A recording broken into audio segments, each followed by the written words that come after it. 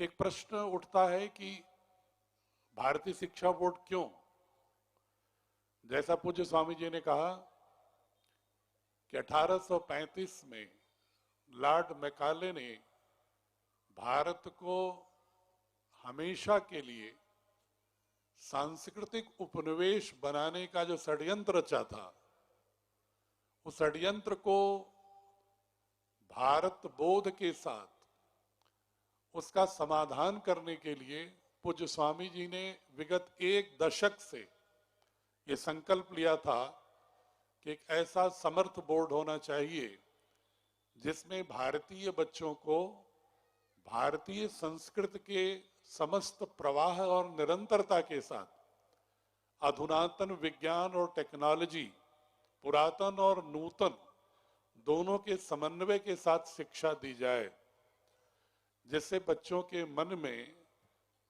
अपने देश के प्रति, अपनी सांस्कृतिक यात्रा के प्रति गौरव का बोध हो।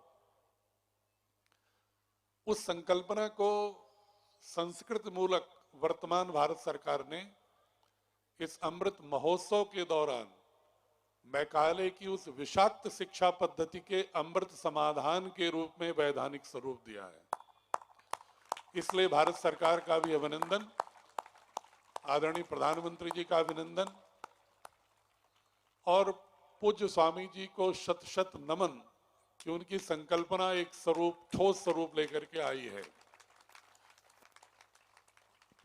भारतीय शिक्षा बोर्ड के विषय में उसकी जो वैधानिकता है उस पर मैं थोड़ा प्रकाश डालूंगा कि इसका गठन कोई विशुद्ध, कोई सोसाइटी का एक प्राइवेट बोर्ड नहीं है, बल्कि इसको वैधानिक अमली जामा पहनाया भारत सरकार ने अपने उच्च शिक्षा विभाग के माध्यम से एक एक्सप्रेशन ऑफ इंटरेस्ट इनवाइट करके, आमंत्रित करके एक ऐसी स्पॉन्सरिंग बॉडी को चयनित करना जो वित्तीय पोषण और मार्गदर्शन बोर्ड का भारत बोर्ड के साथ करने में सक्षम हो, ये प्रक्रिया अपनाई। उस प्रक्रिया में समस्त दृष्टि से, समस्त आयामों के आधार पर मूल्यांकन करने के बाद पतंजलि योगपीठ वैधानिक रूप से स्पॉन्सरिंग बॉडी चयनित हुई। इस बोर्ड में कुल 18 सदस्य हैं, जिसमें 7 सदस्य भारत सरकार के हैं। मैं अभिभावकों को विशेष रूप से बताना चाहता हूं कि उसमें 5 कुलपति स्तर के लोग भारत सरकार से नामित हैं और निदेशक एनसीईआरटी और चेयरमैन सीबीएसई भी भारतीय शिक्षा बोर्ड के भारत सरकार द्वारा नामित सदस्य हैं। और शेष जो बोर्ड में सदस्य हैं वो पूज्य स्वामी जी को अधिकार था स्पॉन्सरिंग बॉडी को कि वो नामित कर सकते हैं। पूज्य स्वामी जी ने भी जिन सदस्यों को नामित किया है वह वैदिक संस्कृति, भारत की ज्ञान परंपरा में या तो निष्णात हैं या आधुनिक शिक्षाविदों की प्रथम जो सूची है भारत की उसमें सम्मिलित हैं।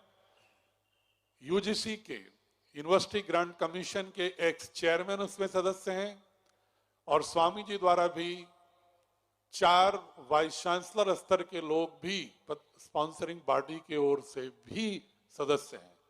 इस तरह आप समझ सकते हैं कि 18 सदस्यों में से निदेशक एनसीईआरटी, चेयरमैन सीबीएसई के अलावा लगभग 7 वाइस चांसलर्स देश के प्रसिद्ध विश्वविद्यालयों के, वो भी शासकीय विश्वविद्यालयों के, जो गवर्नमेंट की यूनिवर्सिटीज हैं, सेंट्रल यूनिवर्सिटीज हैं, उसके लोग हमारे भारतीय शिक्षा बोर्ड में सदस्य हैं। ये उसका एक ढांचा है जो शिक्षा बोर्ड का है। अब एक सवाल अभिभावकों के मन में या राष्ट्र के जो सामान्य लोग, जो दर्शक या श्रोता हैं, आ सकता है कि क्या ये बोर्ड वैधानिक रूप से पूरे भारतवर्ष में संचालन करने के लिए सक्षम है, क्या विधिमान्य है क्या? अभी 3 अगस्त 2022 को भारत सरकार ने पूज्य स्वामी जी की इच्छा को ध्यान में रखते हुए भारतीय शिक्षा बोर्ड को जो वैधानिक रूप से गठन किया था उसको भारत के समस्त केंद्रीय बोर्ड और राज्य बोर्डों के समकक्ष समस्त दृश्य से घोषित कर दिया है, लिखित रूप से नोटिफाई कर दिया है। इसलिए भारत सरकार की ओर से भारतीय शिक्षा बोर्ड को पूर्ण रूप से विधि मान्यता प्रदान कर दी गई है, एक प्रामाणिक बोर्ड है। दूसरा एक प्रश्न उठ सकता है कि इस बोर्ड में ऐसी क्या विशिष्टताएं हैं जिसकी वजह से हमें अपने बच्चों को पढ़ाना चाहिए। पूज्य स्वामी जी ने संकेत दिया था भारत बोध। देखिए, आप सभी प्रबुद्ध लोग हैं। जिस यूरोप के आज हम सभी लोग बहुत ही मुरीद हैं, जिस यूरोपीय संस्कृति और यूरोपीय सभ्यता और यूरोपीय विकास के प्रारूप को पूरी दुनिया नकल करना चाहती है, वो भी 13वीं शताब्दी तक रोम और यूनान के साम्राज्य ईसा के 100 साल के बाद से जो समाप्त हो गया था, उसके बाद से निरंतर एक अंधकार का युग था यूरोप में। उनके भी प्रगति के बीज अंकुरित तब हुए जब उन्होंने 14वीं शताब्दी से रोम यूनान के उन प्राचीन दार्शनिकों को, जो सुकरात, प्लेटो और अरस्तु थे, उनकी दार्शनिक परंपरा का पुनः नवीन परिवेश के साथ मूल्यांकन, अध्ययन, परिमार्जन, परिष्करण करना शुरू किया, तब एक समर्थ यूरोप का अभ्युदय हुआ है। मैं कहना यह चाहता हूं कि जब तक कोई भी समाज अपनी प्राचीन सांस्कृतिक मूल्यों के संरक्षण, संवर्धन के प्रति सतर्क नहीं होता, वह समाज और राष्ट्र एक शक्तिशाली समाज और राष्ट्र के रूप में कभी भी स्थापित नहीं हो सकता। और भारत इसलिए नहीं हो पाया, स्वतंत्रता प्राप्ति के पश्चात भी तमाम प्रगति के आयामों के संस्पर्श करने के बावजूद भी अभी भी हम उस ऊंचाई तक नहीं पहुंच पा रहे हैं जो सामर्थ्य भारत की बौद्धिक संपदा में है। उसका एक बहुत बड़ा कारण है हमारी शैक्षणिक पद्धति का दोष, क्योंकि हम कमोबेश जो 1845 में प्रारूप मैकाले ने तय किया था, वो किस लिए तय किया था? भारत को सदैव एक सांस्कृतिक उपनिवेश के रूप में स्थापित करने के लिए।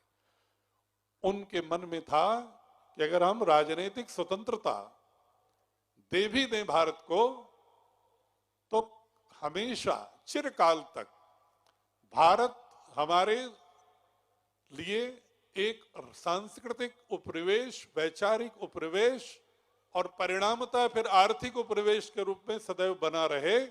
कभी भी वह स्वदेशी की अवधारणा पर न तो आर्थिक क्षेत्र में, न सामाजिक, न सांस्कृतिक क्षेत्र में गर्व से अपना मस्तक न उठा पाए और हमेशा हमको श्रेष्ठ मानता रहे और हमारे विचारों का कंज्यूमर बना रहे, उपभोक्ता बना रहे।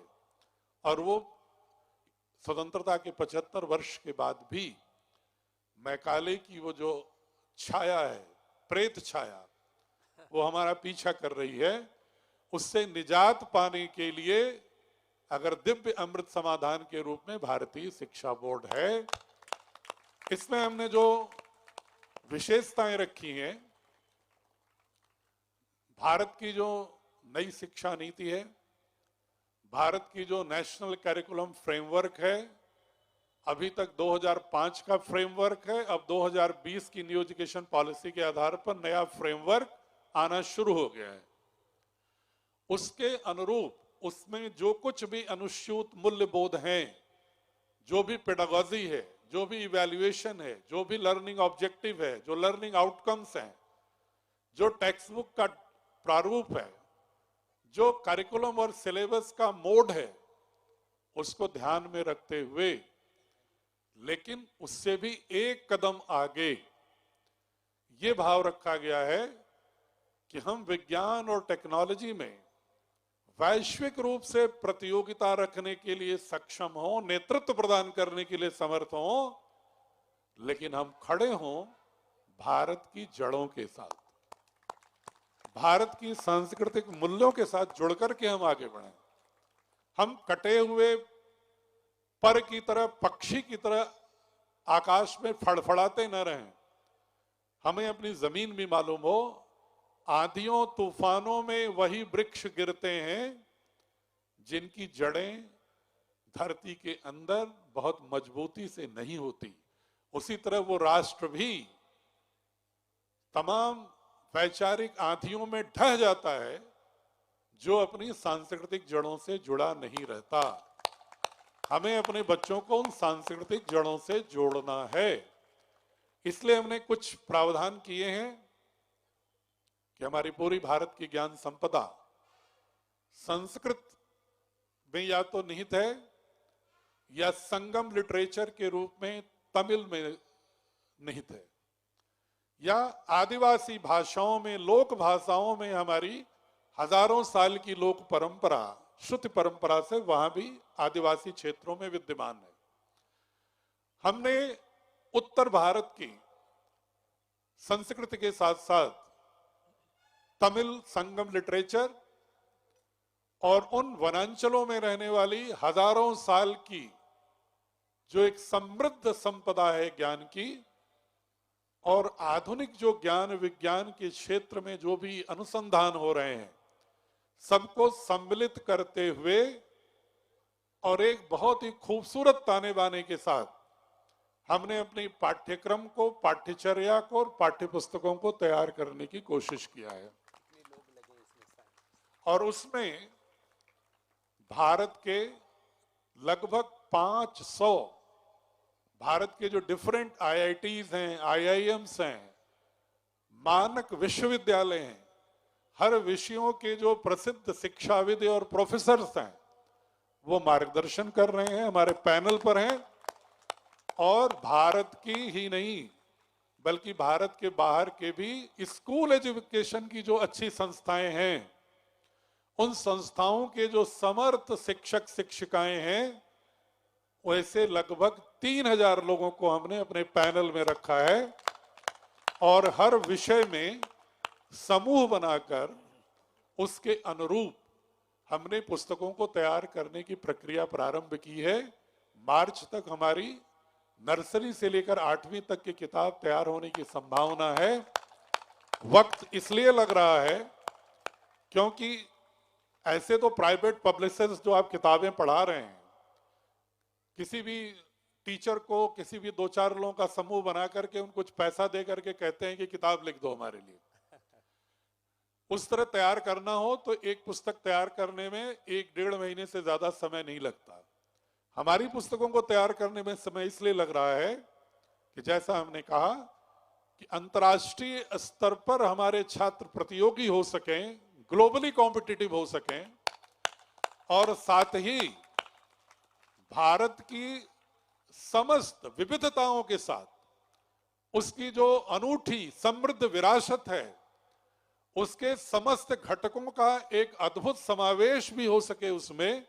इसलिए हमें भारत के वेद और वेदानुकूल शास्त्रों, लोक भाषाओं के, आदिवासी भाषाओं के शास्त्रों और दक्षिण भारत की तमिल और कन्नड़, तेलुगु, मलयालम के शास्त्रों का हमें गहन अध्ययन करना पड़ रहा है, जिससे कि हम बच्चों को ये बता सकें कि भारत की समूची भाषा कोई हो, क्षेत्र कोई हो, लेकिन जो निकस तत्व हैं, जो कोर इसेंस है, जो सांस्कृतिक मूल्यबोध है, उसमें निरंतरता है, एकत्व है, सनातनता है। ये बोध लाने की कोशिश कर रहा है। संस्कृत को हमने, जो कि अधिकांश ज्ञान संपदा, जो कोश है हमारा तमाम तरह के प्राचीन वैज्ञानिक दृष्टिकोण का, वो संस्कृत वाङ्मय में है। हमारे बच्चे संस्कृत में इतने समर्थ हो जाएं, समर्थ, कि वो जब उनकी इच्छा हो तो भारत के शास्त्रों को पढ़ें, भले वो इंजीनियर हो, वैज्ञानिक हो, डॉक्टर हो, लेकिन उन्हें भारत के अपने वेदों और उपनिषदों और षड्दर्शन को उस तरह से पढ़ सकें जिससे कि वो उसमें से कुछ नई संभावनाओं के बारे में अनुसंधान करने की दक्षता विकसित हो सके। इसलिए हमने संस्कृत को अनिवार्य रखा है, पहली से लेकर के 12वीं तक। लेकिन उसको हमने कहा है ये सब्जेक्ट लिटरेचर नहीं होगा, ये संस्कृत का लिंग्विस्टिक नॉलेज कंपलसरी होगा कि बच्चों को संस्कृत का एक सामान्य व्याकरण और संस्कृत के कुछ प्रमुख पुस्तकों और साहित्य का सामान्य बोध हो सके। और हमने ये कोशिश की, आपको जानकर खुशी होगी कि जो हम इंग्लिश पढ़ा रहे हैं बिल्कुल समर्थ इंग्लिश बोलने में सक्षम बनाएंगे बच्चों को, लेकिन उसमें शेक्सपियर्स के नाटक की बजाय भरत मुनि के नाटक होंगे। उसमें जो कहानियां हैं वो यूरोप की पृष्ठभूमि से जड़ी हुई परियों की कथा नहीं होगी, उसमें उपनिषदों के कथानक होंगे, संवाद होंगे। उसमें महाभारत और रामायण के मूल्य बोध प्रेषित करने वाले, संप्रेषित करने वाले समुच्चय होंगे। उसमें बुद्ध और जैन धर्म के जातक कथाओं में भारत की जो सांस्कृतिक आत्मा छिपी हुई है उसका बोध होगा। उसमें संगम लिटरेचर के कुछ कथानकों का अनुवाद होगा। उसमें भारत की आदिवासी समाज द्वारा जो निरंतर सांघर्षिक कार्य किया गया है उसको भी अनुवाद करके स्थान दिया जाएगा। उसमें झारखंड धरती के भी 1857 से पहले मुगलों के जमाने में, मुगलों के बाद 1857 में, और इसके बाद फिर जो भारत की द्वितीय स्वतंत्रता आंदोलन, जो मुख्य आंदोलन जिसके बाद हम स्वतंत्र हुए, उसमें उनके योगदान को, और स्वतंत्रता के प्राप्ति के पश्चात भी आदिवासी समाज का जो भारत निर्माण में योगदान है उसको भी हम भाषिक दक्षता के साथ साथ उसको भी हम उन पुस्तकों में स्थान दे रहे हैं। यह उसकी नवीनता है। तीसरा, अगर आप इतिहास पढ़ते हैं, जिधर पूज्य स्वामी जी संकेत दे रहे थे, तो इतिहास में प्रायः 2-3 बहुत ही कमियां दिखती हैं। एक तो भारत के समस्त क्षेत्रों की समस्त ऐतिहासिक यात्रा को न्यायपूर्ण स्थान नहीं दिया गया है।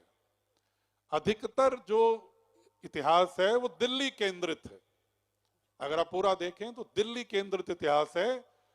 उसमें अगर आप तलाशना चाहेंगे नॉर्थ ईस्ट को, तलाशना चाहेंगे झारखंड, छत्तीसगढ़, उड़ीसा और आंध्रा के उस आदिवासी क्षेत्रों को, तलाशना चाहेंगे आप कश्मीर को, तलाशना चाहेंगे सीमांत प्रांतों को, तलाशना चाहेंगे कन्नड़ और तमिल के उन राजघरानों की, उसमें उनकी चर्चा या तो है नहीं और या तो है तो 1-2 पंक्ति में सिमट कर रख दी गई है।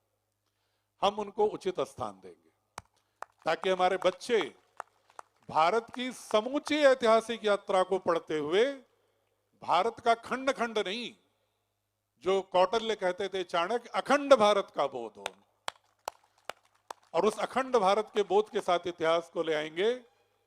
और इतिहास के पीरियडाइजेशन में भी जो कालखंडों का निर्धारण है उसमें भी न्याय नहीं किया गया है। उसमें आप देखेंगे तो हजारों साल की हमारी प्राचीन भारतीय ज्ञान परंपरा और इतिहास को 1/3 में सिमटा दिया गया है, सीमित कर दिया गया है। और 400 वर्ष के 11वीं शताब्दी से लेकर के 17वीं शताब्दी तक का जो 405 का इतिहास है उसको उतना ही स्थान दिया गया है जितना हमारे 10,000 साल की संस्कृति को स्थान दिया गया है। हम उसको भी सुधार रहे हैं कि हम अपने प्राचीन भारत की गरिमा में ही जो इतिहास है बच्चों के अंदर बोध लाएंगे कि तुम एक पराजित राष्ट्र के नागरिक नहीं हो, बल्कि एक निरंतर संघर्षशील सनातन संस्कृति के प्रतीक और उसके बोध के साथ, सामर्थ्य के साथ युक्त एक अखंड व्यक्तित्व हो। ये बोध देंगे हम उस इतिहास के माध्यम से। इतिहास में आपने देखा होगा बच्चे 6ठी, 7वीं, 8वीं की किताब अभी एनसीईआरटी की पढ़ रहे हो आप लोग? यहां हाथ उठाओ अगर एनसीईआरटी की पढ़ रहे हो तो।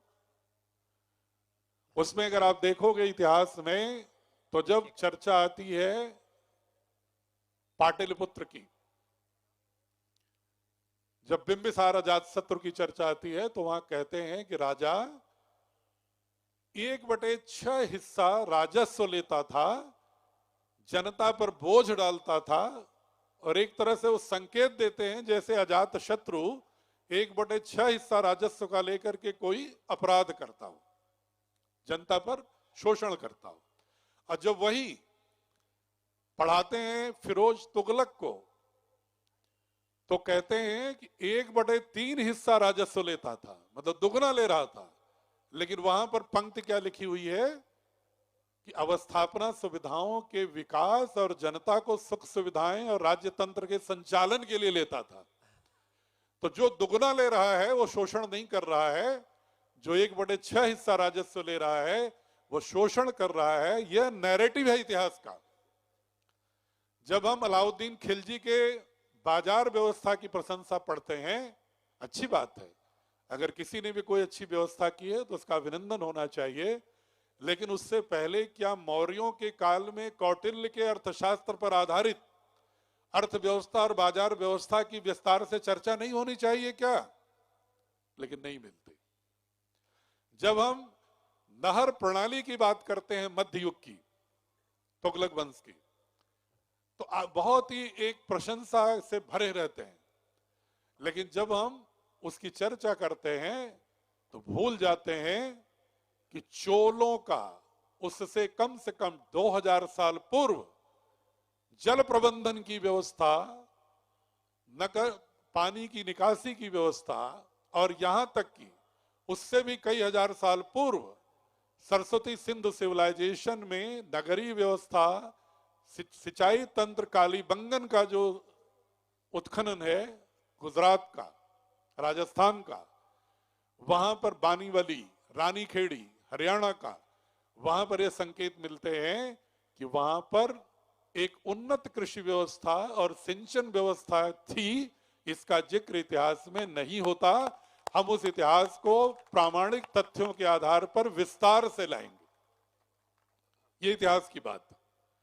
विज्ञान में बहुत छोटा सा संकेत दे रहा हूं मैं, 9वीं अभी कक्षाएं नहीं होगी, लेकिन जब आप बच्चों पढ़ने जाओगे, पुरानी किताबों को देखोगे तो उसमें परमाणु की चर्चा शुरू होती है डाल्टन से, और गति के नियमों की चर्चा होती है न्यूटन्स लॉ से, ग्रेविटेशन की चर्चा होती है गैलीलियो और न्यूटन से, और ये सारे के सारे लोग 500-600 साल पुराने हैं। लेकिन जब हम अपने शास्त्रों में तलाशते हैं तो गुरुत्वाकर्षण के सिद्धांत हमें ऋग्वेद में मिल जाते हैं। जब हम गति के नियमों की चर्चा करते हैं तो ये प्रामाणिक रूप से वैशेषिक दर्शन के सूत्रों में मिल जाते हैं। और जब हम डाल्टन परमाणुवाद की बात करते हैं तो पूरी तरह से आपको वैशेषिक दर्शन में महर्षि कणाद के अणु सिद्धांत में मिल जाते हैं। जब हम हेजनबर्ग की अनसर्टेनिटी प्रिंसिपल पढ़ते हैं, वो मुश्किल से 400 साल पुराना, 300 साल पुराना, हम मानते हैं उसको यूरोप के लोग, जबकि उसको जो हम जैन धर्म का स्यातवाद पढ़ते हैं तो थ्योरी ऑफ प्रोबेबिलिटी और थ्योरी ऑफ अनसर्टेनिटी, ये हमें स्यातवाद जैनिज्म का और बुद्धिज्म के क्षणवाद में निरंतर परिवर्तनशीलता का जो सिद्धांत आज क्वांटम फिजिक्स का है वो वहां पर मिलता है। हम बच्चों को उसका बोध कराएंगे कि हमारे ऋषि कितने प्रज्ञावान थे। हम कोई जादू टोनों वाले देश नहीं रहे हैं, हम अंधविश्वासी कर्मकांडों के देश नहीं रहे हैं, हम एक पूरे विश्व को ज्ञान परंपरा देने वाले समर्थ लोग रहे हैं। अलजबरा हमारे यहां से अरब से होती यूरोप गई, पाई हमारे आर्यभट्ट ने दिया, ज्योमेट्री हमारे वेदों के सुल्व सूत्र से निकलते हुए बोधायन के प्रमेय से होते हुए पाइथागोरस तक पहुंचा, और दारासिको के जमाने में फारसी में उपनिषदों का अनुवाद करा करके, जिसको उपनिषद कहते हैं वो लोग फारसी में, और वहां से जाता है फ्रेंच का डुप्रोन जो फिलोसोफर है, और जर्मन का सापनहार, वो जो अपनी भाषाओं में अनुवाद करता है, तब जाकर के यूरोप एकेश्वरवाद की ओर प्रेरित होता है। ये सारी धारणाएं भारत बोध के साथ होंगी। और अमेरिका का बहुत बड़ा फिलोसोफर, आधुनिक फिलोसोफर विल डुरांट कहता है कि भारत विश्व की समस्त संस्कृतियों की जननी है। संस्कृत समस्त भाषाओं की मां है। और यूरोप में ईसाई धर्म में जो करुणा का भाव आया वह उपनिषदों और बुद्ध के करुणा से आया। जो लोकतंत्र आया वो वेदों के ग्राम सभा समितियों राष्ट्र के माध्यम से जो पनपे हुए मूल्य बोध थे, कलेक्टिव डिसीजन करने के, सामूहिक निर्णय लेने की, और जो गणतंत्र था बुद्ध के समय के, उन गणराज्यों से उभरते हुए मूल्यबोध ही यूनान से होते हुए यूरोप में लोकतांत्रिक मूल्यों की स्थापना करने में सक्षम हुए। ये मैं नहीं कह रहा हूं, किसी इमोशनल में नहीं कह रहा हूं मैं, ये अमेरिका का दार्शनिक 20वीं शताब्दी का विल डोरांट कहता है। तो हमारे पूरे की पूरी पाठ्यपुस्तकों में प्रयास यही है कि हम भारत बोध लाएं, हर विषय में लाएं। ये ऐसा विषय है जो घंटों हम आपसे चर्चा कर सकते हैं, लेकिन समय की सीमा है। स्वामी जी को अभी इंडिया टीवी पर भी प्रोग्राम देना है, इसलिए मैं अपनी वाणी को विराम की ओर ले जाते हुए मात्र इतना कहूंगा कि आधुनिक शिक्षण पद्धति के समस्त सिद्धांत और विराट हमारी गुरुकुलीय परंपरा, उसका समन्वय, भारत की प्राचीन ज्ञान परंपरा और आधुनिक विज्ञान का समन्वय करते हुए हम वैश्विक नागरिक गढ़ने के लिए भारतीय शिक्षा बोर्ड को आगे बढ़ा रहे हैं, जिसका बोध है आनो भद्रा कर्तव्यन्तु विश्वतः, let the noble thoughts come from all directions. सभी दिशाओं से आने दो मूल्यों को, दर्शनों को, विचारों को, लेकिन हमारी जो नाव है, न्यूक्लियस है भारतीय आत्मा की, भारत बोध की, वह खिसकनी नहीं चाहिए। इसी बोध के साथ हम भारतीय शिक्षा बोर्ड को गढ़ रहे हैं। पूज्य स्वामी जी को प्रणाम, आपके अंदर अनुस्यूत अपरिमित ब्रह्म को प्रणाम, सभी अभिभावकों के उस चेतना को प्रणाम जो आचार्य कुलम जैसे परिसर में अपने बच्चों के उत्थान का अवसर दे रहे हैं, और अंततः इस मां शारदा के इस दिव्य मंदिर और दिव्य परिवेश को प्रणाम, और सभी बच्चों द्वारा किए गए कार्यक्रम की अद्भुत अनिवर्चनीयता को प्रणाम करते हुए वाणी को विराम देता हूं। तो एक बार जोरदार अभिनंदन आदरणीय एनपी सिंह जी का, जिन्होंने पूरी भारतीय शिक्षा बोर्ड, एक बहुत बड़ी प्रक्रिया है, एक बहुत बड़ा आंदोलन है, एक बहुत बड़ा अनुष्ठान है, पूरे विश्व को शिक्षा की दिशा में एक न्यू डायरेक्शन भारतीय शिक्षा बोर्ड से मिलेगा। और हमारी बहुत ही विदुषी, बहुत ही जो टैलेंटेड हैं, जिनमें बहुत ऊर्जा है, शक्ति, सामर्थ्य, प्रतिभा है, ऐसी हमारी प्रिंसिपल बहन सुजाता जी का भी एक बार पुनः बहुत बहुत अभिनंदन है। और सारे हमारे गुरुजन, आचार्यगण और सबका मार्गदर्शन, संरक्षण करने वाले हमारे पूज्य स्वामी दिव्य देव जी का भी एक बार पुनः बहुत बहुत अभिनंदन है।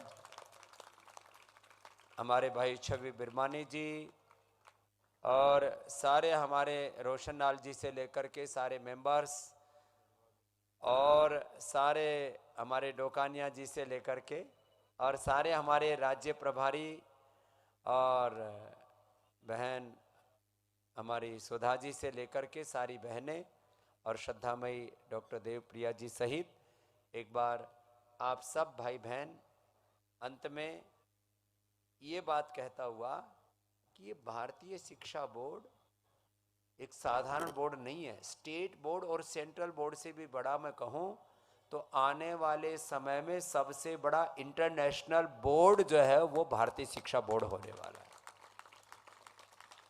और भारतीय शिक्षा बोर्ड में जो 12वीं पास करके बच्चे जाएंगे वो दुनिया की यूनिवर्सिटीज में एडमिशन पाएंगे, जो जहां जाएगा। ये भी एक बात जो है मैं इसलिए बोलना चाह रहा हूँ, कुछ माता पिता सोचते हमारा बच्चा जब ये भारतीय शिक्षा बोर्ड से 12वीं की परीक्षा पास कर लेगा तो वर्ल्ड में कहीं भी जाके पढ़ सकता है, कहीं भी जाके पढ़ सकता है। और एक और बात कहना चाहता हूं, कुछ कह रहे एनपी सिंह। एक मैं अभिभावकों को विशेष रूप से आग्रह के साथ बताना चाहता हूं कि बहुत तरह की जब नया कोई सृजन होता है तो बहुत तरह के मन में प्रश्न आते हैं। आपके जितने भी प्रश्न होंगे मैं आपको अपना ईमेल दे रहा हूं, उस मेल एड्रेस, उस पर आप क्वेश्चन भेजिएगा। मैं व्यक्तिगत रूप से पढ़ करके आपको आंसर दूंगा। आपका टेलीफोन नंबर होगा तो फोन करके आपको बताऊंगा। chairman@bsb.org.in ये उस- सब सबको मैसेज भी मिल जाएगा, विभागों के इनको फोन भी नंबर है। पूज्य दिव्य देव जी आपको भेज देंगे। chairman@bsb.org.in। किसी तरह का कोई भ्रम हो, कोई परीक्षा हो, कोई क्यूरियोसिटी हो, आप बेहिचक भेजिएगा। मैं आपको आपके टेलीफोन नंबर पर भी बात करूंगा, डॉक्यूमेंट भी दूंगा। आपके सारे जो संदेह होंगे उसको मैं मिटाऊंगा। तो इसको 2 मिनट में समेटते हैं। फिर इंडिया टीवी पर भी, अभी तो आस्था पर भी करोड़ों लोगों का प्रवाह सुबह जुड़ा होता है। देश और दुनिया के करोड़ों लोग भोर में जाग जाते हैं और हमारे साथ योग करने लग जाते हैं। एक बार उनका भी अभिनंदन है। और 2-3 वाक्यों में भारतीय शिक्षा बोर्ड की बात को समेट रहा हूं। तो नेशनल, इंटरनेशनल लेवल पर इस भारतीय शिक्षा बोर्ड की मान्यता को लेकर के, इसकी लीगल आइडेंटिटी को लेकर के, इसकी वैधानिकता को लेकर के कोई प्रश्न नहीं है। पाठ्यक्रम में ऐसा पाठ्यक्रम गढ़ रहे हैं जिसको पढ़ करके बच्चों के अंदर वो बोध प्रक्रिया जागृत होगी जो मैंने कहा किसी इंटरनेशनल बोर्ड के पाठ्यक्रम, सिलेबस, करिकुलम से भी नहीं आती है। तो बच्चों एक बार सीधे बैठो। ये बोर्ड के बारे में जो बात कर रहे थे ना, ये आपको सबको इससे रूबरू होना है, आपको पढ़ना है। माने छोटे छोटे बच्चे जो पढ़ेंगे, छोटे बच्चों का सामर्थ्य बड़े बच्चों और बड़ों की बजाय, जो अपने आप को 40, 50, 60 साल का बहुत बड़ा मानते हैं कि हमें सारी दुनिया का बोध है, छोटे बच्चों का सामर्थ्य बड़ों से लाखों गुना ज्यादा होता है। छोटे बच्चों के लिए ताली बजाओ। इनमें का सामर्थ्य, इनका आईक्यू लेवल, इनकी ग्रास्पिंग पावर, इनकी ग्राह्यता, वो ठीक है कि ये एक बार में सैकड़ों, हजारों, लाखों प्रक्रियाओं से गुजरते हुए भी आपको ऐसा लगता है ये बच्चे तो अभी बच्चे हैं, लेकिन बच्चे बच्चे नहीं होते हैं। हमारे जो है एनपी सिंह साहब मनोविज्ञान पर, जीवन विज्ञान के ऊपर भी बहुत अध्ययन करते रहते हैं कि एक क्षण में बच्चों के अंदर कितना सामर्थ्य होता है। 20 लाख सूचनाओं को एक सेकंड में सुनना। बच्चों, छोटे बच्चों, क्या बोला? एक क्षण में 20 लाख, कितना? इतना एक क्षण में 20 लाख इंफॉर्मेशंस को प्रोसेस करने की कैपेसिटी है आपके ब्रेन के अंदर। जोरदार तालियां बजाओ इन बच्चों के अंदर, जिनको तुम कहते रहते हो ये बच्चे हैं, अभी क्या पता इनको। और बड़ों के अंदर कितनी होती है सिंह साहब? एक सेकंड में 40। जो अपने आप को बड़ा मानते हैं ना, जो 40 के हो गए हैं। जितने बड़े उतने सड़े। बड़ों में जो 40 साल के हो गए हैं, सुजाता जी आपके लिए नहीं कहा जा रहा है, तो जो है इसमें हम सम्मिलित हैं, एनपी सिंह साहब सम्मिलित हैं। तो हम लोग सोचते हैं ना, हम तो विश्व गुरु हो गए हैं, विश्व योग गुरु हो गए हैं। भारतीय शिक्षा बोर्ड के चेयरमैन और स्वामी रामदेव सहित जितने भी बड़े हैं यहाँ, वो 40 इंफॉर्मेशंस प्रोसेस कर पाते हैं। कितनी? और बच्चे एक क्षण में, एक सेकंड में कितनी? 20 lakh. You have this capacity, knowledge है जी। हाईली, बहुत ही टेक्निकल सॉफ्टवेयर है आपका। सुपर कंप्यूटर 10 से भी ज्यादा पावरफुल आपका ब्रेन है। अपने लिए ताली बजाओ, आप इतने प्रतिभावान बच्चे हो। लेकिन आपकी उस प्रतिभा को ना समझा गया, ना ठीक से घड़ा गया। तो ये घड़ने का काम यहां इस भारतीय शिक्षा बोर्ड से होगा। ये बात पूरी करके, और ये पाठ्यक्रम अगले साल से लागू होगा, और इसकी national, state, national, international level पर इसकी मान्यता और वो सब के बारे में बता चुके हैं। और सारे वैश्विक संदर्भों के बोध के साथ, मैंने कहा विश्व बोध के साथ, भारत बोध के साथ, आत्मबोध के साथ, अपनी निजता के बोध के साथ, और सारे माने आर्टिफिशियल इंटेलिजेंस से लेकर के जो न्यू सब्जेक्ट्स हैं, न्यू नॉलेज के सेंटर्स हैं, अलग अलग उसके सोर्स हैं, उन सब का समावेश करके आपको एक सर्वसमावेशी ज्ञान परंपरा के साथ आपको आगे बढ़ाने का अवसर मिलेगा। और यह एक बहुत बड़ी घटना है। आप इसमें एकात्म है। आपके सभी तरह के जो टीचर्स हैं उनका भी स्किल और ज्यादा बढ़ाया जाएगा, उनके भी ट्रेनिंग प्रोग्राम चले जाएंगे। इस पूरे भारतीय शिक्षा बोर्ड में 3 नई चीजें होंगी। इसमें जो टीचर्स हैं उनके भी पढ़ाने के तौर तरीके बदले जाएंगे। इनका भी एक बार अभिनंदन करो, उनको भी और ज्यादा पुरुषार्थ करना पड़ेगा। और इसमें माँ बापों को भी पढ़ाया जाएगा। अपने लिए ताली बजा लो तुम भी। किसको पढ़ाया जाएगा? अभिभावकों को भी पढ़ाया जाएगा। हम यहाँ पढ़ाते हैं शाकाहार करो, और वहां जाकर क्या मुर्गे काटो बोले तो घर का ही काट रहे हैं। तो घर का मुर्गा मुर्गा नहीं होता, बाहर वाला बोले बाहर का नहीं खाते, हम घर का ही खाते हैं। हम यहाँ पढ़ाएं कोई भी भाषा पढ़ाएं, हम जो कुछ यहां पर पढ़ाएं उसके विपरीत घर में यदि पढ़ने सुनने को मिले तो बात नहीं बनेगी। हम यहां पढ़ाएं बच्चों को कि बीड़ी सिगरेट शराब नहीं पीना, और वहां पता लगा कि बापू पी करके सो गया। जितने भी माता पिता यहां पर आए हैं, मेरा आपसे हाथ जोड़ करके निवेदन है, अपने जीवन में पहले ही इस प्रकृति में बहुत जहर घुला हुआ, अपने शरीर में कोई जहर मत डालिए, बीड़ी सिगरेट शराब मत पिए, क्योंकि आपके बच्चे आपको देख रहे हैं, उनके भीतर सूक्ष्म संस्कार पैदा हो रहे हैं। तो एक बार बच्चों जोरदार ताली बजाओ अपने माता पिता के लिए। आप में से के बहुत से माता पिता तो पहले से निर्व्यसनी हो चुके हैं, शेष रह गए हैं। अब वो